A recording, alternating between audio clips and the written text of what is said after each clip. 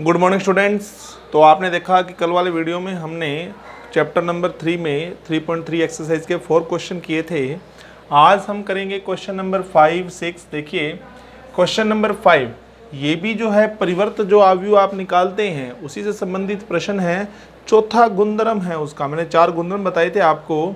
एक तो मैंने बताया था कि अगर किसी आव्यूह का 2 बार आप इस प्रकार परिवर्त कर देंगे तो आपको ए प्राप्त होगा। एक मैंने आपको बताया था कि ए प्लस बी का जो ट्रांसपोज यानी कि डैश वो इक्वल होता है ए डैश प्लस बी डैश के। और एक मैंने आपको बताया था ए माइनस बी डैश बराबर होता है ए डैश माइनस बी डैश। और चौथा मैंने बताया था ए बी का होल डैश बराबर होता है बी डैश ए डैश। ओके, इस प्रकार। तो ये 4 गुणधर्म बताए थे। 3 के बारे में अच्छे से चर्चा हमारी हो चुकी है। अब हमारा जो आज का जो गुणधर्म है वो चौथा गुणधर्म है। तो इस प्रश्न के माध्यम से हम क्या करेंगे, इस गुणधर्म को देखेंगे। चलिए देखिए क्या है, आइए। तो क्वेश्चन नंबर बेटा हमारा है क्वेश्चन नंबर 5।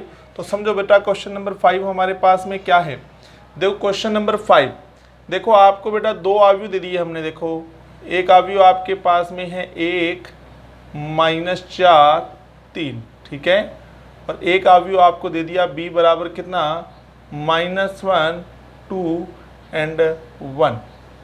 सबसे पहले हमें a और b का गुणा करना है आपस में। a और b का गुणा करना है तो सबसे पहले आप a लिख लो यहाँ पर, फिर लिख लो आप b लिख लो यहाँ पर। और ये चेक कर लो कि दोनों का गुणा संभव है या नहीं है।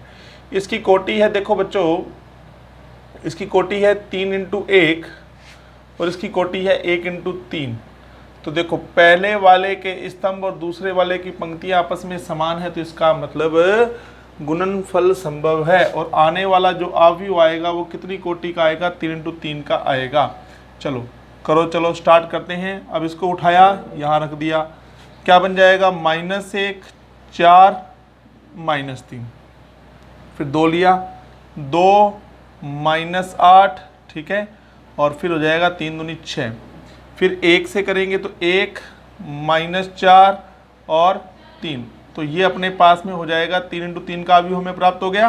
तो ये हमारा ए बी बन गया बेटा। अब हमें ज़रूरत है ए बी डैश की। डैश मतलब ट्रांसपोज, इसका परिवर्त कर दीजिए। ये पंक्ति है, स्तंभ बना के लिख दीजिए 4 -8 -4 -3 6 3।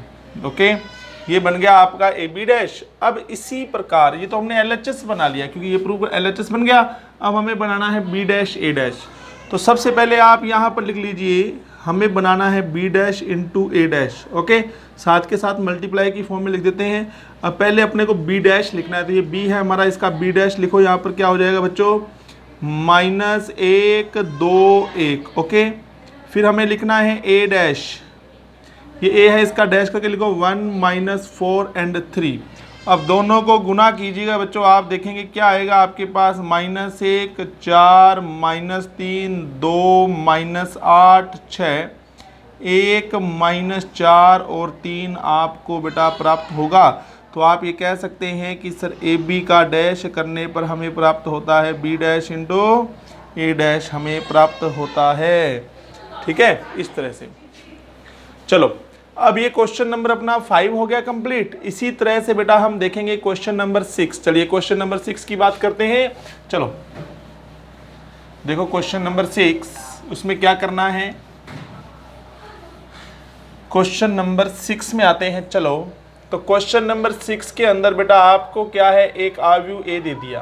क्वेश्चन नंबर 6 के अंदर आपको एक आव्यूह ए दे दिया कि कोस alpha sine alpha -sin alpha and cos alpha. Okay, ये दे दिया। अब आपको निकालना है ए डैश। ए डैश क्या हो जाएगा, बोलो कोस एल्फा, फिर साइन एल्फा, फिर -sin एल्फा एंड फिर कोस एल्फा। ओके, ये हो जाएगा। अब यहाँ पर आपको बेटा कहा गया है कि ए डैश × ए निकालिए। तो यहाँ पर सबसे पहले आप ए डैश लिख देंगे कि कोस एल्फा -sin एल्फा, फिर sin alpha and cos alpha. फिर आप यहाँ पर लिख देंगे ए क्या आपका, बोलो कोस alpha sine alpha minus sine alpha and cos alpha. Okay, अब इनका क्रॉस मल्टीप्लाई आप यहाँ करेंगे, कोस एल्फा है ये माइनस साइन एल्फा है। ओके, तो आप यहाँ पर जब मल्टीप्लाई करेंगे तो आप क्या पाएंगे, देखो कोस स्क्वायर एल्फा प्लस, देखो मल्टीप्लाई में आप सब बच्चे परफेक्ट हैं, कोई प्रॉब्लम नहीं है आपको, साइन एल्फा कोस एल्फा वो हो जाएगा minus sine alpha and cos alpha. Clear. अब यहाँ आइए, देखो साइन एल्फा एंड फिर कोस alpha, sine alpha cos alpha minus sine alpha and cos alpha, फिर हो जाएगा sine square alpha plus cos square alpha, ये आपस में कट गए। ठीक है, sine square plus cos square कितना होता है 1001। ओके, जिसको हम बोलते हैं आई। तो अब आप कह सकते हैं कि ए डैश का मल्टीप्लाई ए से करने पर हमें आई की प्राप्ति होती है, और यही हमें सत्यापित करना था। सेम टू सेम 6 का जो सेकंड पार्ट है वो भी बेटा यही सेम क्वेश्चन है। तो जैसा कि आप देख रहे हैं, ये मैट्रिक्स वाला जो टॉपिक है बहुत ही इजी और बहुत ही सिंपल सा टॉपिक है। ठीक है, चलिए, तो ये 6 क्वेश्चन आपको बहुत अच्छे समझ में आ गए होंगे, आई होप। ठीक है, चलिए, तो अब हम बात करेंगे बच्चों, देखो हम बात करेंगे सममित आव्यूह। अगला जो हमारा टॉपिक है, समझो भाई ये सममित आव्यूह क्या होता है।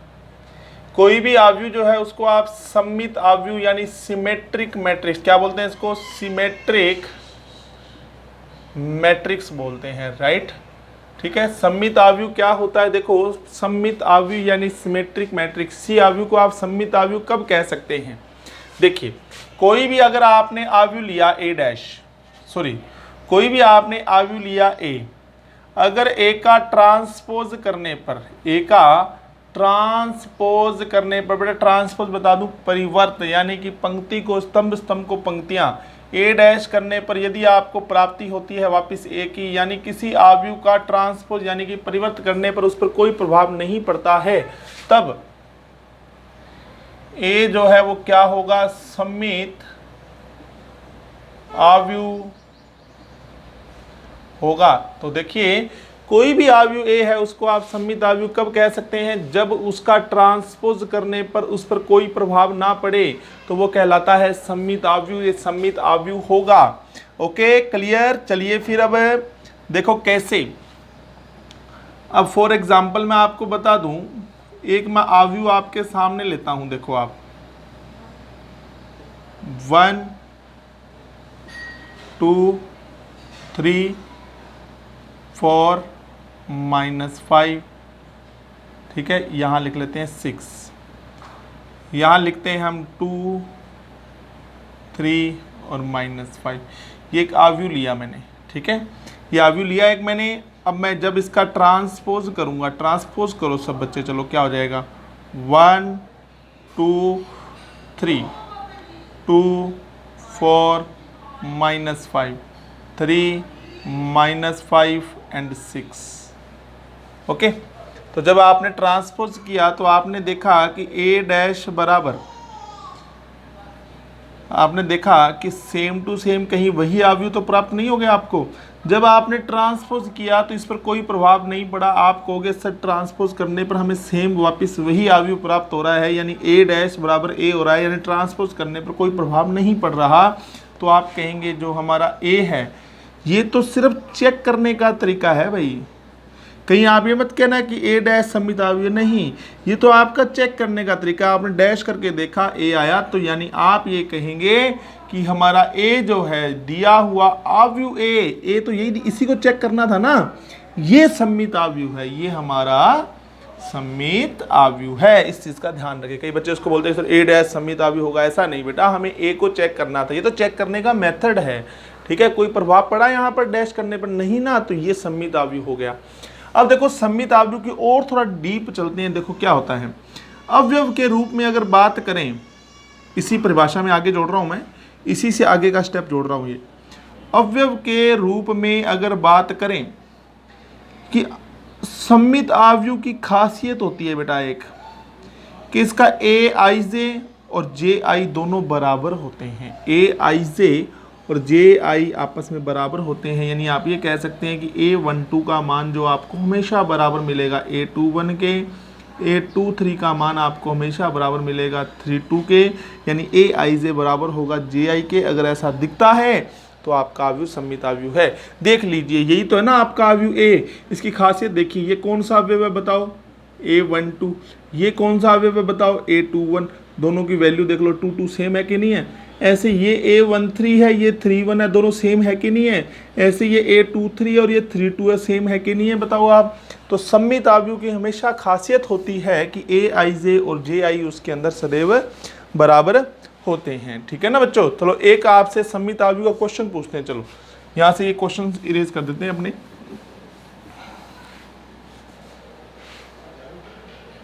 चलो मैंने एक अवयव लिखा, चलो ये वाला अवयव लिख देते हैं यहाँ पर 1 2 3, ठीक है। फिर 2 4 -5, फिर हम यहाँ लिख देते हैं x -5 और 6। अब आपको ये कहा जाए कि यदि ये अवयव सममित है तो x का मान ज्ञात कीजिए। क्वेश्चन सुन लिया सब बच्चों ने कि यदि ये सममित अवयव है तो x का मान ज्ञात कीजिए। मैंने क्या बोल दिया, सममित अवयव है। अगर ये सममित अवयव है बेटा तो आप जानते हैं कि AIJ और JI आपस में बराबर होंगे कि नहीं होंगे। बताओ x कौन सी जगह पे बैठा है, तो आप कहोगे सर x तो बैठा है 3 1 की जगह पर। अब 3 1 का उल्टा करेंगे तो 1 3 हो जाएगा, और 1 3 पे कौन बैठा है बताओ। तो आप कहेंगे सर अगर ये सममित अवयव है तो A31 की वैल्यू A13 के बराबर होनी चाहिए, क्योंकि AIJ बराबर होता है JI के। ये हमारा x है और वो 3 है, तो यानी x के स्थान पर 3 आना चाहिए। x की वैल्यू क्या होगी, 3 होगी। ठीक है बच्चों, ये था हमारा आज का सममित अवयव। अब एक रह गया बेटा विषम सममित अवयव। नेक्स्ट वीडियो में बात करते हैं उसके बारे में।